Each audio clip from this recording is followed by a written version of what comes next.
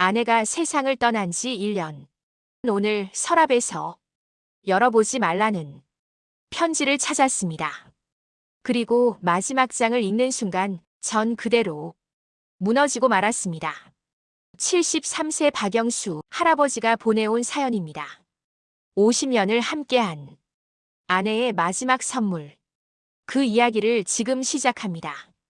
경기도 가평 작은 한옥집에 사는 박영수 할아버지 73세의 그에게 가을은 유난히 힘든 계절입니다. 50년을 함께한 아내 김순희 씨가 지난해 가을 갑작스러운 심장마비로 세상을 떠났기 때문입니다. 그날도 참 날씨가 좋았어요. 아침에 단풍 보러 가자고 했는데 갑자기 가슴을 움켜쥐더라고요. 그게 마지막이었습니다. 의사는 말했습니다. 좀 더 일찍 오셨더라면. 하지만 박 할아버지는 알고 있었습니다. 아내가 아무 내색도 하지 않았다는 것을. 1년이 흘렀지만 익숙해지지 않았습니다. 아침에 눈을 뜨면 옆자리가 비어있고 저녁을 먹어도 혼자고 단풍이 물들어도 함께 볼 사람이 없었습니다. 여보, 올해 단풍도 참 곱구먼. 올해 10월 15일 박 할아버지는 무거운 마음으로 아내의 옷을 정리하기 시작했습니다. 1년 동안 손도 대지 못했던 옷장이었습니다. 아직도 향수 냄새가 나더라고요. 정리해야 하는데 자꾸만 손이 멈춰지는 거예요. 그때였습니다. 옷장. 가장 깊은 곳, 아내가 아끼던 한복 저고리 안에서 두툼한 봉투 하나가 나왔습니다. 여보에게 단풍이 물들 때 열어보기. 당신의 순위가.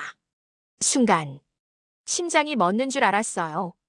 이게 뭔가 싶어서 봉투 안에는 총 12장 의역서가 들어있었습니다. 모두 아내의 손글씨로 빼곡히 채워져 있었습니다. 그리고 맨 위에 작은 메모지가 하나 있었습니다. 여보, 이 엽서들은 우리가 함께한 가을마다 제가 몰래 써둔 거예요. 혹시라도 제가 먼저 떠나게 되면 당신이 너무 외로울까 해서 한 장씩 천천히 읽어주세요. 1973년 10월. 여보, 기억하시나요? 우리가 처음 만난 그날.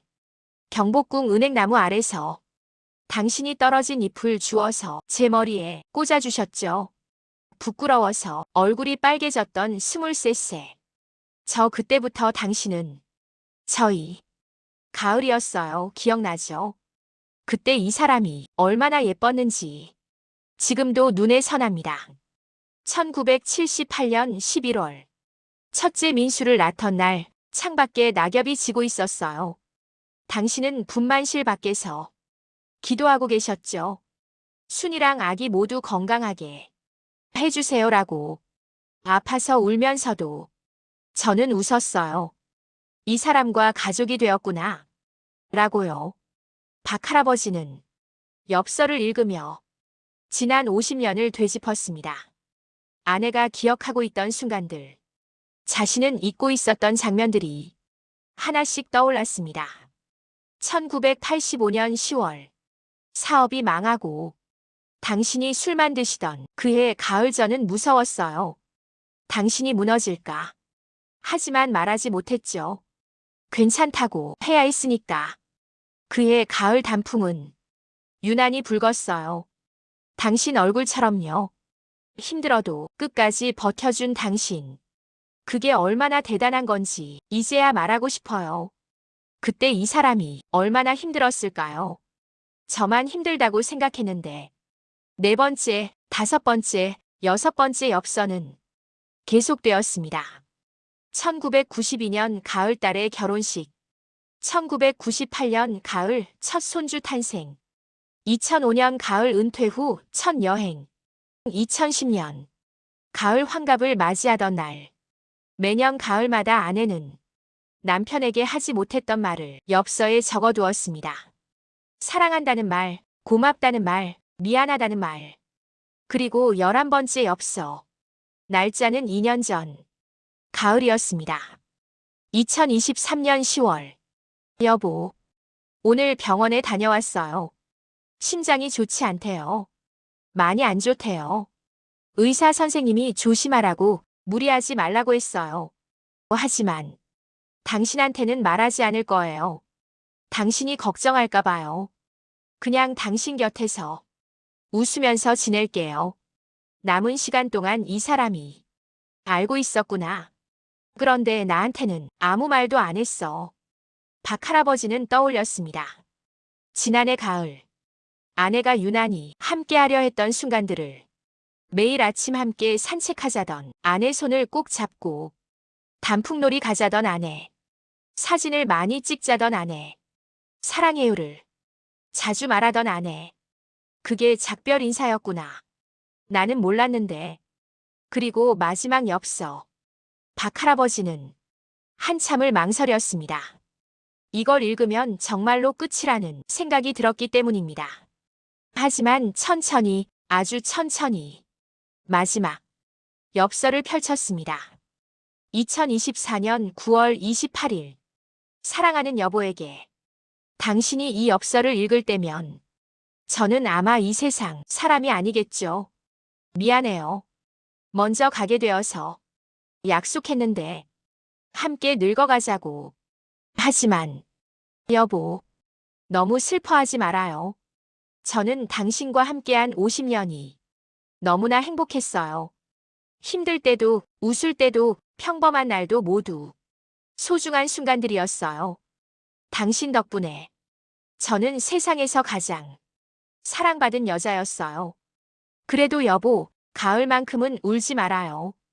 단풍이 지면 저희 마음도 함께 날아가 당신 어깨에 살짝 내려앉을게요. 바람이 불면 제 손을 잡아주세요.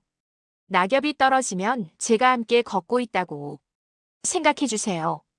당신은 혼자가 아니에요. 제가 항상 곁에 있을 거예요. 사랑해요, 여보. 다음 생에도 당신을 만나고 싶어요. 당신의 아내 순이가.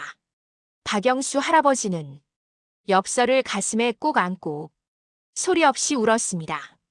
처음으로 진짜로 아내가 떠났다는 것을 받아들였습니다. 순이야, 엽서 다 읽었어. 고맙다. 정말 고마워. 나도 말 못한 게 많았어. 사랑한다는 말, 고맙다는 말. 당연하게 생각해서 안 했던 말들. 이제라도 할게. 사랑했어. 순이야, 정말 많이 사랑했어. 그날 이후 박할아버지의 일상이 조금씩 변하기 시작했습니다. 아침에 일어나면 아내 것도 차려요. 습관이니까. 그런데 이제는 슬프지만은 않아요. 함께 먹는 기분이 들어서요. 그리고 1년 만에 처음으로 혼자서 단풍을 보러 나섰습니다. 순이야. 바람이 불 때마다, 낙엽이 떨어질 때마다 박할아버지는 아내를 느낄 수 있었습니다.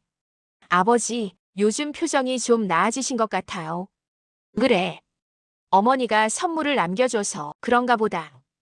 엄마가 이런 걸 다 준비하셨어요. 그래, 너희 어머니는 참 대단한 사람이었어. 그리고 1년이 또 흘렀습니다. 박할아버지는 이제 74세가 되었습니다. 할아버지, 여기 낙엽 진짜 예쁘다. 그래, 예쁘지? 할머니가 좋아하던 길이란다. 요즘 박할아버지에게는 새로운 습관이 생겼습니다. 순이에게 오늘 날씨가 참 좋았어. 우리 같이 걷던 길을 손주들이랑 다녀왔어. 민지가 내가 좋아하던 코스모스를 보고 할머니 꽃이다 하더라고. 고마워. 순이야. 나는 오늘도 당신과 함께야. 매일 저녁 박할아버지는 아내에게 편지를 씁니다. 아내가 남긴 엽서에 답장하는 것처럼. 순이야. 나 이제 알겠어. 내가 왜 이런 선물을 남겼는지. 혼자 남겨질 내가 무너지지 않게 계속 살아가게 하려고 그랬던 거지. 고마워.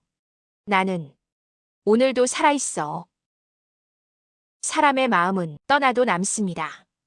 특히 사랑은 가을바람에도 흔적을 남기죠. 박영수 할아버지는 이제 혼자가 아닙니다. 바람이 불 때마다, 낙엽이 떨어질 때마다 아내가 함께 걷고 있다는 것을 알기 때문입니다.